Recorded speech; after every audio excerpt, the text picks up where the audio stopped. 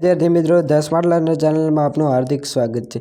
તો વિદ્યાર્થી મિત્રો, આજે આપણે જોવાના છીએ ધોરણ 10 ગણિત બોર્ડ પરીક્ષા 2026 માટેના મોસ્ટ આઈએમપી પ્રશ્નો. તેમાં વિભાગ ડીનું આપણે આઈએમપી પ્રશ્નો જોવાના છીએ. તો એમાં પહેલો પ્રશ્ન છે કે થેલ્સનો પ્રમેય લખો અને સાબિત કરો. જે તમને ક્યારેક સમપ્રમાણતાનું મૂળભૂત પ્રમેય લખો અને સાબિત કરો તેવી રીતે પણ પૂછાઈ શકે છે, તો તેનું ધ્યાન રાખો. પછી આગળ બીજો પ્રશ્ન છે કે ત્રિકોણ એબીસી માં BC ને સમાંતર હોય તેની રેખા AB અને BC અનુક્રમે D અને E માં છેદે છે.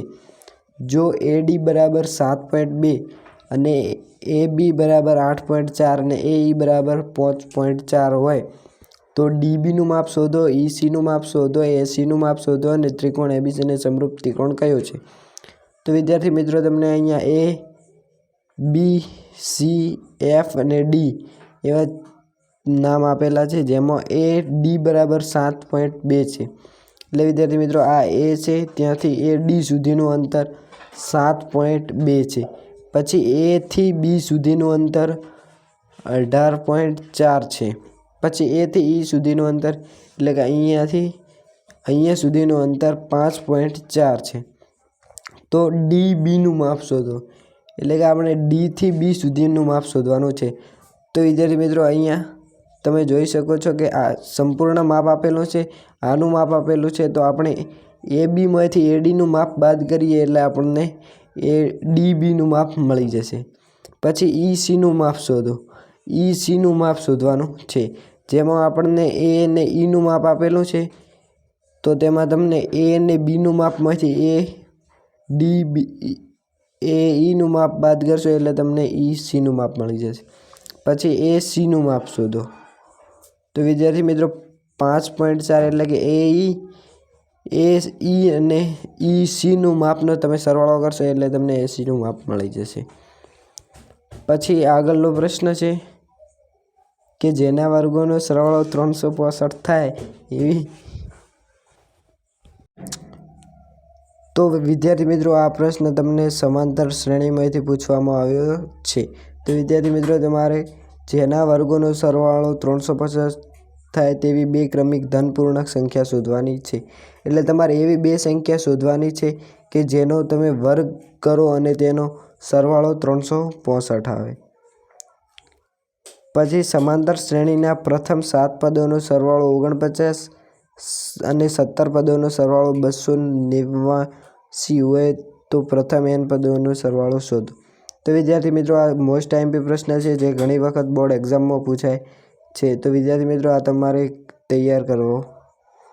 પછી આંકડાશાસ્ત્રનો પ્રશ્ન છે કે નીચે આપેલી માહિતીનો મધ્યસ્થ 525 છે. જો કુલ આવૃત્તિ 100 હોય તો x અને yના મૂલ્યો શોધો. તો વિદ્યાર્થી મિત્રો, તમને બોર્ડ પરીક્ષામાં કોઈ પણ એક તો પ્રશ્ન હશે જેમાં x અને yના મૂલ્યો શોધવાના હશે.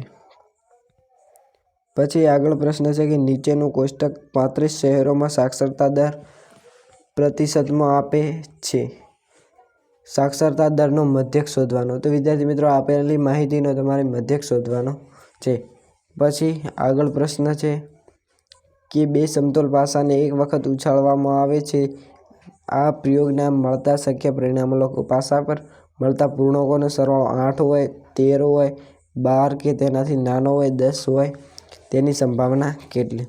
તો વિદ્યાર્થી મિત્રો, આ સંભાવનાનો પ્રશ્ન હતો. પછી સરખી રીતે ચીપેલા 52 પત્તાની થોકડીમાંથી એક પત્તું કાઢવામાં આવે તે લાલ રંગનો રાજા હોય.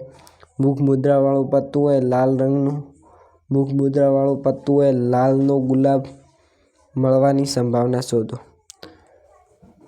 તો વિદ્યાર્થી મિત્રો, આમાં તમને કેટલીક વખત કન્ફ્યુઝ થઈ શકે છે કે લાલ રંગનો રાજા અને લાલ રાજા એટલે કે લાલ કલરના બે પત્તા હોય છે, એમાં લાલ રંગનો રાજા આપેલું હોય તો એક સંભાવના આવે, બે સંભાવના આવે. પછી આગળ છે તો વિદ્યાર્થી મિત્રો, અહીંયા લાલ રંગનો રાજા કીધું હોય તો તમને એની લાલ રંગના કેટલા રાજા હોય? બે રાજા હોય. અને જો તમને માત્ર લાલનો રાજા કીધો હોય તો એ એક હોય છે. તો એનું ખાસ ધ્યાન રાખો. પછી આગળ પ્રશ્ન છે કે 80 સેમી ઊંચાઈની એક છોકરી વીજળીના થાંભલાના તળિયેથી 1.5 મીટર પ્રતિ સેકન્ડની ઝડપથી દૂર થાય છે.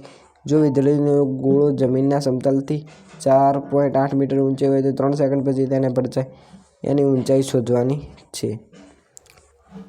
પછી છે એવી સંખ્યા શોધો કે જેમનો સરવાળો 27 અને ગુણાકાર 182 હોય.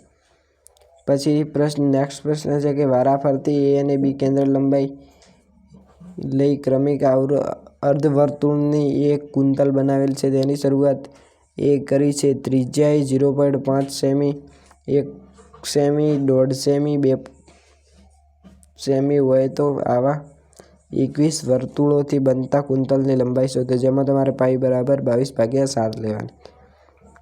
જો વિદ્યાર્થી મિત્રો તમને અહીંયા 22/7 પાઈની કિંમત ના આપેલી હોય તો તમે કોઈ પણ કિંમત લઈ શકો છો. જો તમને 3.14 આપી હોય તો તમારે 3.14 લેવાની છે. પછી આગળ પ્રશ્ન છે, એક મિનિટ, નીચેનું આવૃત્તિ વિતરણ વસ્તુના બાળકોનું દૈનિક ખિસ્સા બધું દર્શાવે છે. ખિસ્સા બધાનો મધ્યક ₹18 છે. ખૂટતી આવૃત્તિ શોધો. તો વિદ્યાર્થી મિત્રો તમને અહીંયા F બરાબર ખૂટતી આવૃત્તિ શોધવાની છે. ધોરણના 30 વિદ્યાર્થીઓ વજનના આવૃત્તિ વિતરણનો મધ્યસ્થ 62.5 કિગ્રા. તો X અને Yની કિંમત શોધો. તો વિદ્યાર્થી મિત્રો તમારે અહીં X અને Yની કિંમત શોધવાની છે. પછી સરખી રીતે ચીપેલા 52 પત્તાની થોકડીમાંથી એક પત્તું યાદચ્છિક રીતે લેવામાં આવે તો ઘટનાની સંભાવના શોધવાની છે. એમાં એકો ના આવે, લાલ કલરનું પત્તું આવે, કાળીનું પત્તું આવે, બાદશાહ આવે. પછી એક સિક્કોને 3 વખત ઉછાળવામાં આવે તો તેની ઘટના શોધવાની છે. ઓછામાં ઓછી 2 છાપ મળે, બરાબર 2 છાપ મળે, વધુમાં વધુ 1 છાપ મળે, કાંટા કરતાં છાપની સંખ્યા વધે. તો વિદ્યાર્થી મિત્રો તમને બોર્ડ પરીક્ષામાં કોઈ પણ એક પ્રશ્ન પૂછવામાં આવ્યો હશે જે 52 પત્તામાંથી પ્રશ્ન પૂછ્યો હશે.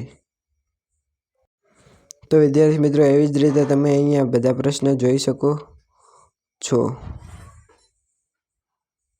તો વિદ્યાર્થી મિત્રો વિડીયો ગમ્યો હોય તો વિડીયોને લાઇક કરો, ચેનલમાં નવા હોય તો ચેનલને હમણાં જ સબસ્ક્રાઈબ કરો અને આપણે વોટ્સઅપ ગ્રુપની લિંક ડિસ્ક્રિપ્શનમાં આપેલી છે જેમાં અત્યારે જ જોઈન થાઓ. અને આ વિદ્યાર્થી મિત્રો જો તમે વિજ્ઞાનના IMP ના જોયા હોય તો તેની વિડીયો પણ ચેનલમાં મૂકેલા છે, તો અત્યારે જો અને તમારા મિત્રોને શેર કરો જેથી તે પણ IMP તૈયારી કરી લે અને બોર્ડમાં સારા માર્ક્સ મેળવે. Thank you.